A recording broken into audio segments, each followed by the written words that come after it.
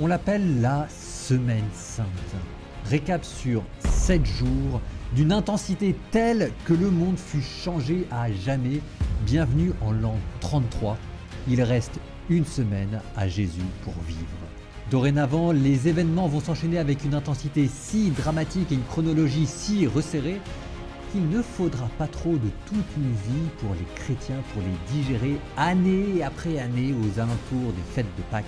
Alors, tu likes et tu t'abonnes et on y va.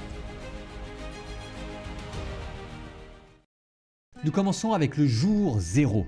Nous sommes samedi, le samedi dit de Lazare. Dans la tradition orthodoxe, Jésus dans 8 jours sera mort et ressuscité. En attendant, il est aux abords de Jérusalem, s'apprêtant à monter comme tous les pèlerins pour y fêter la Pâque juive qui célèbre la libération des Juifs hors d'Égypte sous la main de Moïse.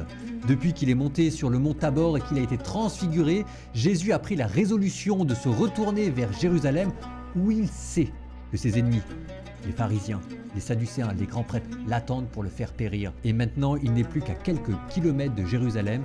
Son ami Lazare était mort et signe de sa résurrection à venir, Jésus l'a ressuscité. Lazare! Lève-toi et sors! Dorénavant, on le connaît à travers tout Jérusalem. Les pharisiens savent que Jésus est là et lui préparent une réception digne de lui.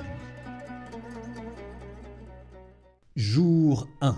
Ça y est, Jésus, après avoir ressuscité Lazare d'entre les morts, a décidé d'entrer à Jérusalem. La Semaine Sainte commence. Et pour entrer à Jérusalem, Jésus a décidé de monter sur un âne. Le symbole par excellence pour les Juifs de l'époque, la monture royale. Il est le nouveau David qui doit venir. Et voilà que de tout à coup, Jésus, qui était un pèlerin, un prophète, devient maintenant un Messie, un sauveur aux yeux de tous ces Galiléens qui l'entourent et qui montent avec lui à Jérusalem. Les gens prennent des rameaux, l'agitent sur son passage en chantant « Hosanna au fils de David, prends pitié de nous ». Et voilà que l'entrée de Jésus à Jérusalem prend maintenant des alentours de révolution.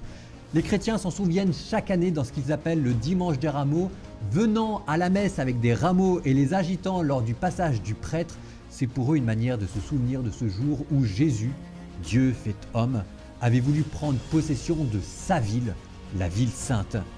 Voilà d'ailleurs que Jésus, en sortant de la monture, se dirige vers le temple, le lieu névralgique, le centre spirituel et religieux et politique du pays, où il chasse les marchands à coups de fouet.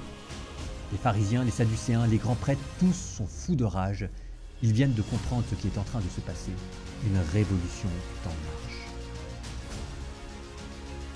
Lundi saint, mardi saint. Pendant la journée, Jésus est dans le temple de Jérusalem où il enseigne le peuple. Et la nuit, il est au mont des Oliviers où il prie en préparant sa fin à venir. Ses ennemis qui lui tendent piège après piège, des pièges sur la loi, des embuscades avec les Romains. Devons-nous payer l'impôt, Romains? Des guet-apens d'où à chaque fois Jésus sort victorieux par l'exemple de sa douceur et de sa parole de sagesse. Eh bien, rendez à César ce qui est à César. Désormais, le peuple ne fait plus que un avec lui et pharisiens, grands prêtres, notables, tous savent qu'ils ont perdu la partie devant ce prophète venu de Galilée. Mais justement, Jésus comprend qu'à ce moment-là, la partie est finie pour lui. Acculé, ses ennemis n'auront plus d'autre choix que de le faire périr par ruse. Nous devons agir sans attendre, mais avec discrétion. Nous sommes mercredi saint, le mercredi des ténèbres. Car les pharisiens et les grands prêtres sont allés voir Judas, l'un des 12 apôtres, Judas. et lui ont proposé 40 pièces d'argent, le prix d'une esclave, pour que Judas trahisse Jésus. Il faut que tout cela s'arrête pour le bien de tous. Et justement, au cours d'un repas, une femme s'est approchée de Jésus pour lui verser du parfum sur ses pieds et sur ses cheveux, et scandalisé par ce qu'il pense être un gaspillage d'argent, Judas, qui aime l'argent, a maintenant pris la décision de trahir Jésus. Désormais, nous entrons dans les 3 derniers jours saints, le triduum pascal, jeudi, vendredi, samedi saint. Jeudi saint.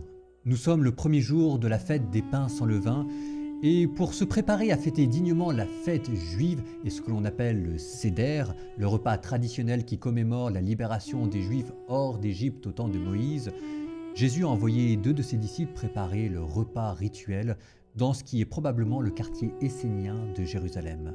Jésus sait Il s'agit là de son dernier repas avec ses disciples. Il se prépare à leur faire ses adieux. C'est la dernière fois que nous mangeons ensemble, avant que je ne meure.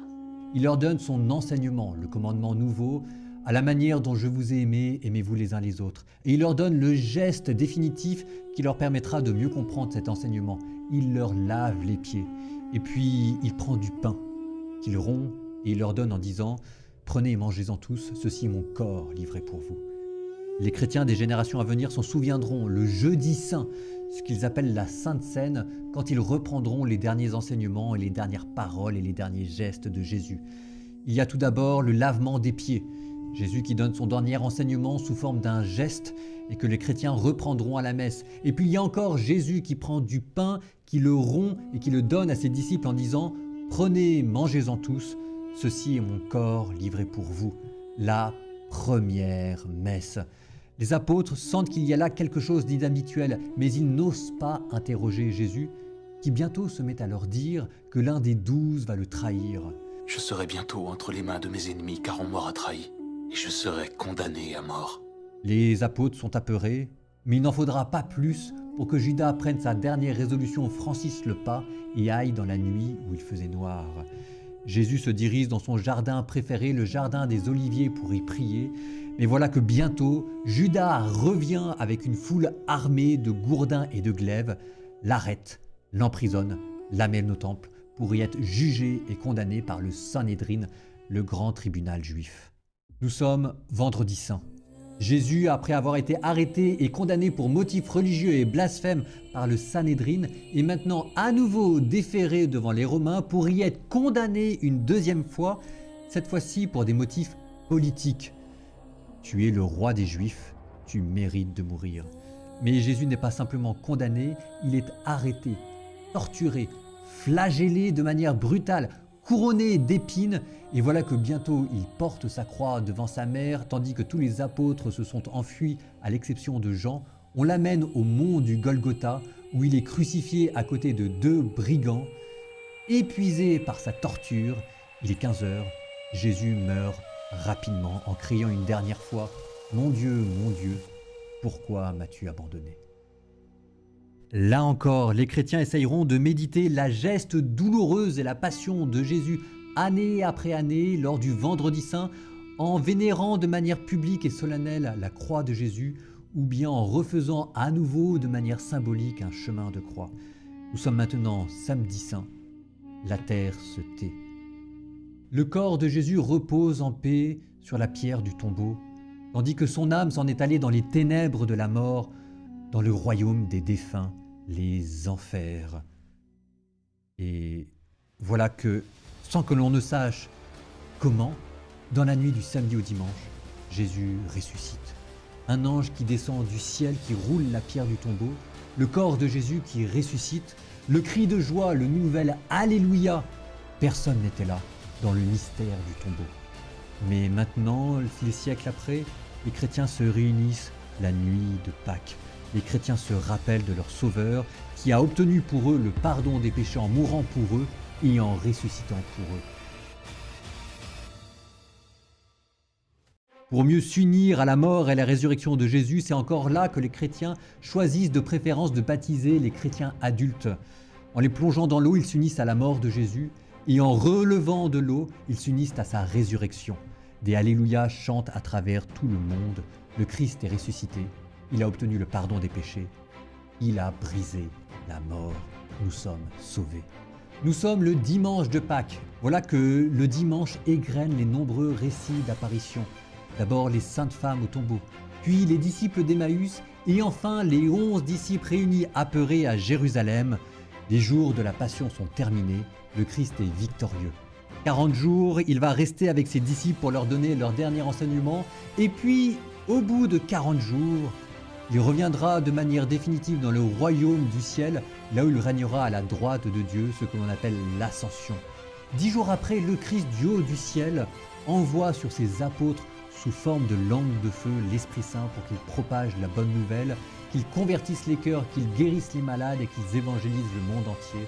Ce sera la Pentecôte, là où le Christ répandra dans nos cœurs l'amour de Dieu, l'amour qui ne déçoit pas, car avec l'amour c'est Dieu qui a vaincu.